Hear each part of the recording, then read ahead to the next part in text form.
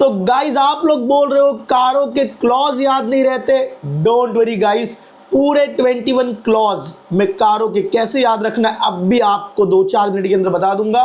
और आप ये क्लॉज नंबर बुलाना चाहोगे फिर भी बुला ना पाओगे। तो स्टार्ट करते कैसे याद रखेंगे हम कारों के क्लॉज। सबसे पहले क्लॉज नंबर 1 PPE, इसको ऐसे याद रखेंगे। क्लॉज नंबर 1 देखो बचपन में हम लोग क्लास में जाते थे, मैडम बोलते थे मैडम P 1 नंबर जाना है, 1 number PPE P clause number 1। फिर गाइस क्लॉज नंबर 2 कैसे याद रखेंगे। Clause number 2 inventory AS2 accounting standard 2, या आप इन्वेंट्री को गुड्स भी बोलते हो, गुड्स में 2 O होता है तो इसलिए क्लॉज नंबर 2 क्या है या AS2 क्या है, इन्वेंट्री।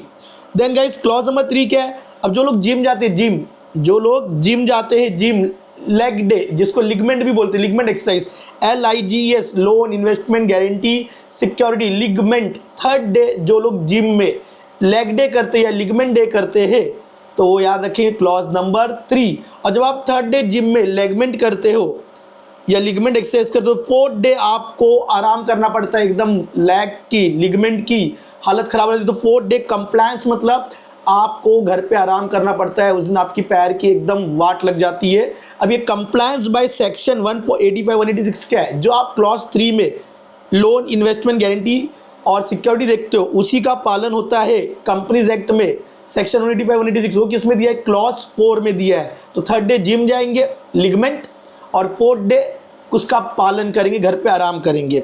क्लॉज 5 है पब्लिक डिपॉजिट। गाइस तुम्हारा लॉ में 5वां लेसन है पब्लिक डिपॉजिट, और नॉर्मली FD वगैरह पे डिपॉजिट वगैरह 5% रेट मिलता है, तो clause 5। Clause 6 guys cost record है। क्लॉज 6 क्या है, कॉस्ट रिकॉर्ड, लेकिन बंगाली लोग कॉस्ट को C को छ बोलते हैं सर, चॉस्ट रिकॉर्ड क्या बोलते हैं 6। क्लॉज 6 है, 6 को हिंदी में क्या बोलेंगे छ, चॉस्ट रिकॉर्ड क्या बोलते हैं बंगाली लोग, चॉस्ट रिकॉर्ड। फिर क्लॉज 7 S से स्टैट्यूटरी, S से 7। क्लॉज 7 S से स्टैट्यूटरी, S से 7 स्टैट्यूटरी ड्यूज। और अगर कुछ लोगों को पता होगा तो अगर स्टैट्यूटरी ड्यूज के अंदर एक आपको आंसरिंग करनी पड़ती है कि अगर डिस्प्यूट नहीं है, स्टैट्यूटरी ड्यूज टैक्सेस को लेकर डिस्प्यूट नहीं है तो आपको रेगुलर टैक्स भरना चाहिए। लेकिन उसके बाद भी अगर एंटिटी 6 महीने से ज़्यादा आउटस्टैंडिंग रखता है टैक्स, तो 6 महीने से ज़्यादा आउटस्टैंडिंग रखेगा टैक्स, तो 7वें महीने में, मतलब 7वें महीने में ऑडिटर को रिपोर्ट करना, बिकॉज मोर देन 6 मंथ अगर आउटस्टैंडिंग है स्टैट्यूटरी ड्यूज, तो 7th मंथ में ऑडिटर को क्या करना पड़ेगा, रिपोर्ट करना पड़ेगा कि ये लोग रेगुलरली टैक्स नहीं भर रहे, स्टैट्यूटरी नहीं भर रहे। तो 7 स्टैट समझा एवरीवन। एंड फिर क्लॉज नंबर 8 इनकम टैक्स में लगा दी what, undisclosed income. Clause number 8 income tax में लगा दी वाट। फिर क्लॉज नंबर 9 देखो 8 में इनकम टैक्स में लगा दी वाट, तो 9 में गए बैंक वाले, बोले क्लाइंट लोन भर दे, बोलता है नो रीपेमेंट ऑफ लोन। बोलता है भाई तेरे को जिस पर्पस के लिए फंड्स दिया था उसी पर्पस के लिए, उसके बोलता है नो। क्या तूने विलफुल जानबूझ के लोन का डिफॉल्ट किया, बोलता है नो। क्लॉज नंबर 9 मतलब लोन के default, no. Clause number 10 IPO and FPO।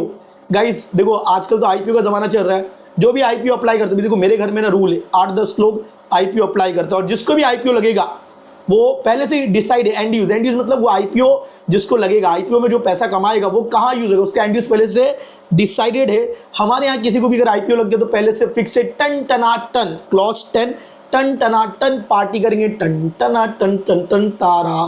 तो 10 टन टनाटन IPO जिसको भी घर पे लगेगा उसके पैसे से एंड यूज से क्या करेंगे, पार्टी करेंगे। Clause number 10। क्लॉज नंबर 11 कैसे याद रखेंगे, fraud.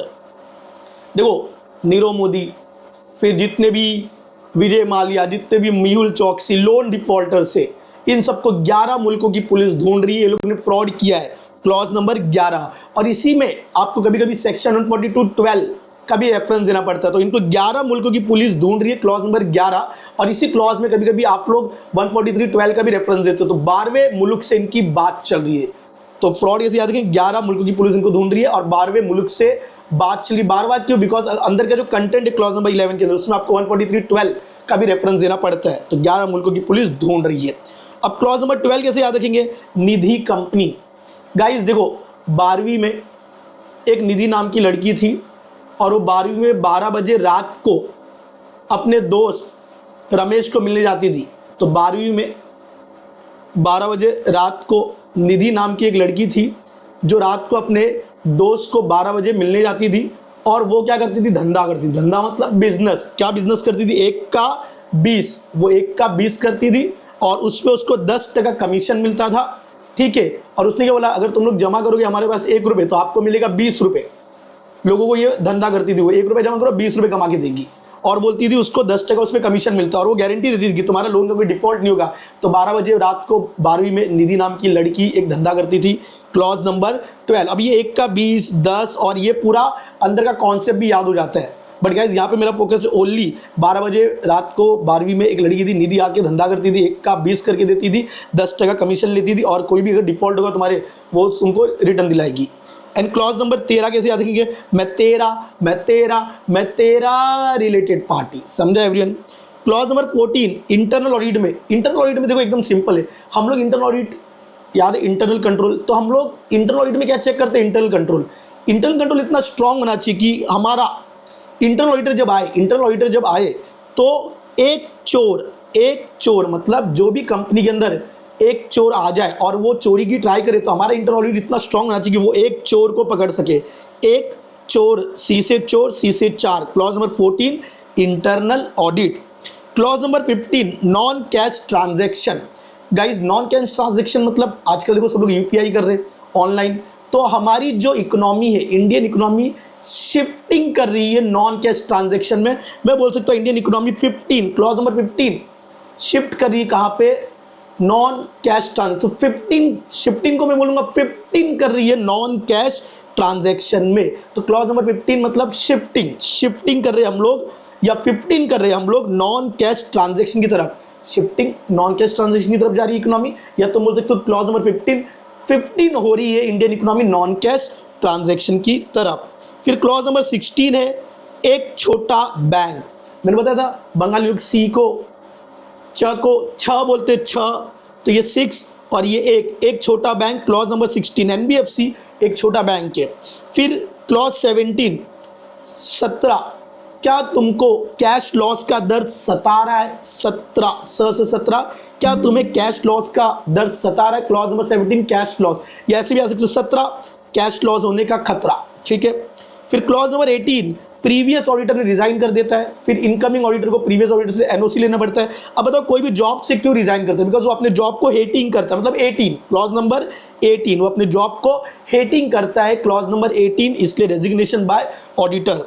Clause number 19 very important, going concern तुम लोगों ने पढ़ा है, मैंने कहा था 19 मतलब आजकल को भी न्यू ईयर गया, 19 में 9 मतलब नाइट में टीनेज लोग मोस्टली न्यू ईयर पे नाइट में टीनेज लोग कुछ तो रात में मटेरियल अनसर्टन वर्क कर देते हैं। मटेरियल अनसर्टन समझ गए ना, कुछ गड़बड़ गेम खेल लेते हैं और फिर डरे कि उनको आगे आके बच्चे ना हो जाए, समझ में आ रहा है ना, एकदम रियल लाइफ।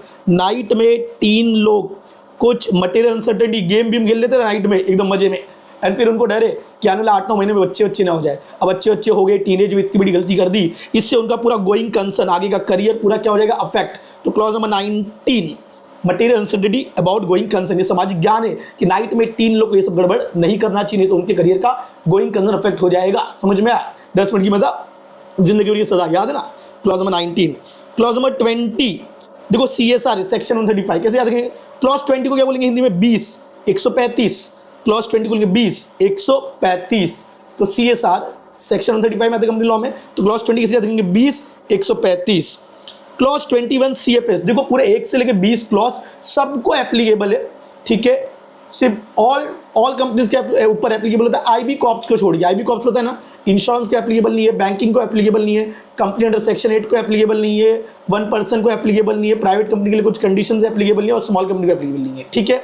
1 से लेके 20 ये क्लॉज सबके ऊपर एप्लीकेबल एक्सेप्ट IB कॉर्प जो मैंने नाम लिया तुमने पढ़ा होगा, ठीक है। मेरा यहाँ मोटे क्लॉज नंबर याद दिखाना। अब जो कंपनी का कंसोलिडेटेड फाइनेंशियल स्टेटमेंट बनता है, तो कोई अगर ग्रुप कंपनी CFS का ऑडिट करता है, उसको 1 से लेके 20 क्लॉज एप्लीकेबल नहीं, लेकिन उसको एक ही क्लॉज एप्लीकेबल है, क्लॉज नंबर 21।